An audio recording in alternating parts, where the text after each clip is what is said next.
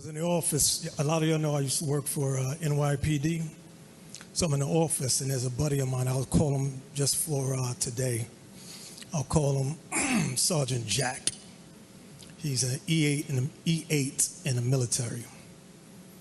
So he does private security. When he's at work, sometime when he's off, he does private security for various organizations. So one day he comes in the office, he says, Israel, he says, let's go out to lunch. I thought it was odd, because everybody go out and get their lunch and come back.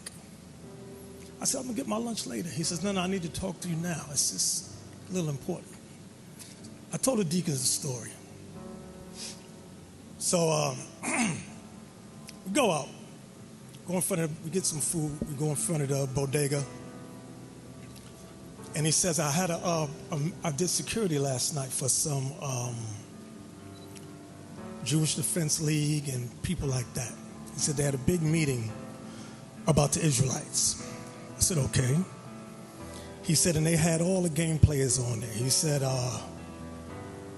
maybe 5 of y'all they were concentrating on. He said, but the focus was you brothers in purple and gold. I said, okay. He says, the rest of them, they talked about them, but they saw no real threat assessment. I said, no threat assessment. He says, no, but based on what they're saying, it looks like you're building an army. I said, well, this is a spiritual army. This is God's army. So he said, well, you guys are making them very, very nervous. He said, Jewish Defense League was there. He said, a lot of who we call Amalek.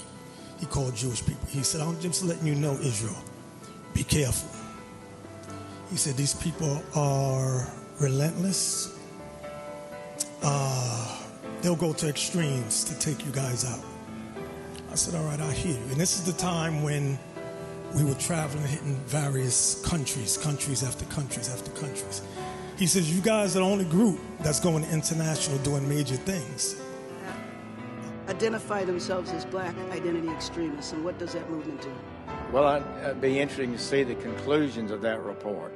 But I'm aware that there are groups that do have an extraordinary commitment to their racial identity, and some have transformed themselves even into violent activists. Again, there were two shooters, a man and a woman. The man is a known member of a group called the Black Hebrew Israelite Movement. That group is known to be hostile. He said, I'm just telling you, be careful. He said, they got their eyes on purple and gold.